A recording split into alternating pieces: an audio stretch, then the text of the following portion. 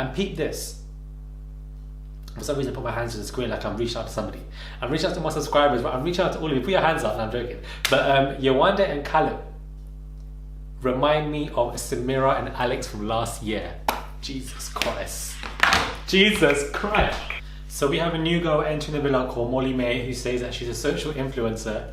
So when Instagram suddenly shuts down and Twitter's not working and YouTube's like not working either, does she become jobless? Because I really want to know, like, do you just become jobless? Because I don't have the time.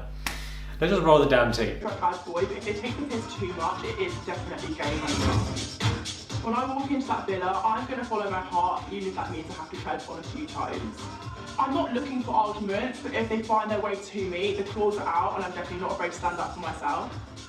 Hey guys, it's Maradi. Hope you guys are doing well today. If you haven't already, obviously subscribe to my channel. Click that button, please, for daily consistent content. And follow me on my Instagram, Marad_Marali, please. If you guys want to, I would massively appreciate it. Now, although this may seem to some people as a filler episode, actually there is a lot to talk about and a lot of analysis and breakdown that we are going to do within these 10 minutes. So sit back with your food, your drink, whatever you're having before you're going to bed, and let's just get into this particular video. What we're seeing first and foremost with Joe is that I feel like he is becoming somebody who is very emotionally manipulative, somebody who is very gripping. It's only been day 2. Yes, the days in there are different to outside because obviously they're together 24 hours, but the fact that he is making her feel guilty, the fact that he is making her feel like she's done something bad, something wrong, and he is desperate for this form of reassurance. If it's been 2 weeks plus, different story. It's only been 2 days, beloved. You need to calm down. He's panicking, he's breaking down, he's really, really going through a frustration type of phase. And I'm very happy that we have people like Curtis and Amy, I believe her name is, who become this grounded couple where they're able to see this. I'm so glad that Amy let Lucy know that this is not right. These are alarm bells. This is very worrying. This is weird. I actually like Joe a lot, but the fact that we are seeing such a disgusting kind of strong reaction, very territorial. It's only been 2 days, bro, 48 hours. And you're suddenly grouping onto me and making me feel guilty. You are entitled to not keep your eggs in a basket. If it's been over a week or 2 weeks and you've just met somebody, then it's absolutely fine. But she's crying, she's getting very emotionally drained, and a part of me is like, I feel sorry for you, you're going through an issue, but a part of me is like, get over it. Like, is this what you're crying over? People are dying right now in Sudan. Millions are dying, protesting literally day. The bloodshed is ridiculous, but you're crying over because 2 guys are like, so I'm kind of, she comes off to me very washed sometimes, but just get over it. And if I can trust you because you're keeping your options open, we need to just chill. Every time I look over, I see fucking eyes. And I'm like, what's going on here? Like, we're a fucking couple. I want to get to know you. There's no fucking crime against that. It's been a day and a half. And he's going on about trust. And, I think she just wants a bit of freedom. Pick someone and call it a damn day. That's not that serious. I feel like it's good for her to go with Tommy because I feel like Tommy is somebody, who does seem a bit more genuine and relaxed. However, at the same time, I do feel like he is trying way too hard. There is this kind of like desperation going on here where he really is, if he's not going for Lucy, he's going for Amber. Honestly, if I don't know that I do, like, yeah, no, exactly. I can't say anything. I just want to know where your head's at. Well, you didn't tell me where your head was at yesterday when you had the choice between me and Lucy, so now I've owed it to you. And although we dislike Amber because she does come up very rude, I feel like there's pros and cons to her rudeness, and in this particular episode there was a pro to it. Let's get into Amber. Because I feel like Amber just read him for cutthroat nonsense, let Tommy know that, listen, you can get out yourself in the beanbag, I don't need to help you. I'm not here for these little childish games. I can see you for what you really are. I can see what you're doing. I'm not daft. I'm not an idiot. I know what is going on. I know your game. She's fed up with it, and she made a very important point because she may come off as a bit miserable 24/7, but it's like, you didn't talk to me when you were 50-50 in your head, Tommy, so why do I feel like I need to owe you everything now? And I feel like that in itself is a very good point. I feel like that in itself is what people need to really talk about and kind of discuss.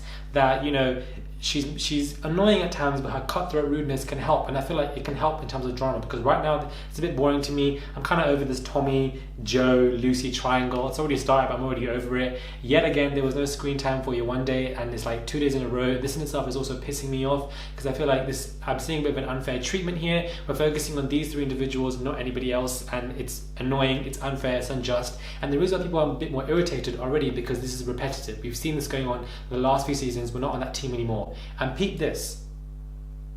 For some reason I put my hands to the screen like I'm reaching out to somebody. I'm reaching out to my subscribers, but I'm reaching out to all of you. Put your hands up. No, I'm joking. But Yewande and Callum remind me of Samira and Alex from last year. Jesus Christ. Jesus Christ. Callum and Yewande are the Samira and Alex of this season. Nobody saw it coming, but when they were sitting together, just talking, I saw it there. I had like a vision from last season, and this is exactly what's going to happen. Yewande and Callum are going to be, these two are going to struggle, and Callum is going to get all the sympathy, and Yewande isn't. It's the same irritation. It's going to happen. Mark my words. I called it. We're going to see that happening as well. Then we have Sherif is also having a bit of an issue with, you know, Anna. But you hit off with them, would you be like willing to see that? Yeah. Cool. I think Anna has taken a step back.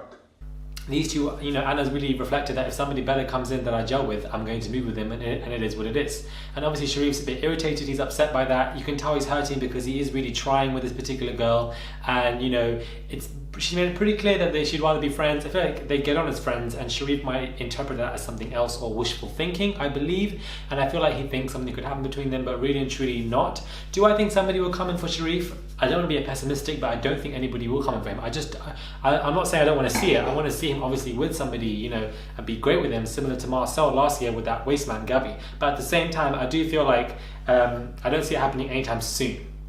I'm just saying that, I just don't see it happening anytime soon. So what we can gather from this particular episode is that Curtis and Amy seem to be the best couple. However, in Love Island, that may not last for long, so who knows if these two will be great again when this particular new girl comes in. Molly May, I read a tweet or something that she was going in, I had an inclination, so you know, here she is. Do I think she'll ruffle some feathers? I feel like she will, because she is a typical blonde white girl.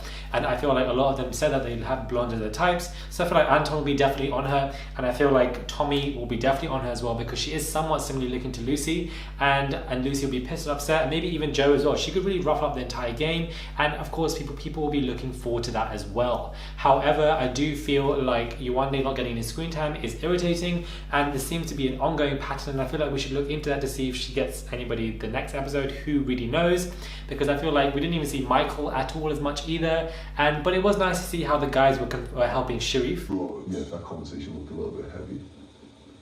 I feel like you guys have been super slow the whole time, and it's either going to click or it's going to dead out, I think. Because we just don't really see that in terms of a black person on the show, black male especially. We have him on the show, people are listening to him and how he feels with that situation with Anna, and you know, what's his thoughts process and everything. That in itself was a bit refreshing to see, because we haven't seen that in a while, or I haven't seen that in a while personally. So I feel like that was a good scene, I would say. Callum really needs to exit stage left.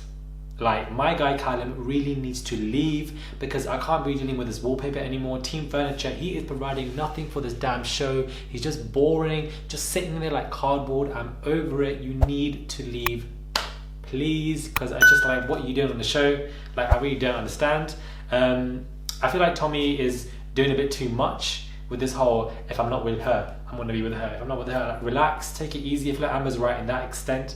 And Lucy over crying, like this emotions can run high, but like I do said it's early day too, so I don't know why you're crying, to be honest. Joe's very manipulative emotionally, and I feel like that this issue has really conveyed to us as an audience that he can be seen as somebody very problematic.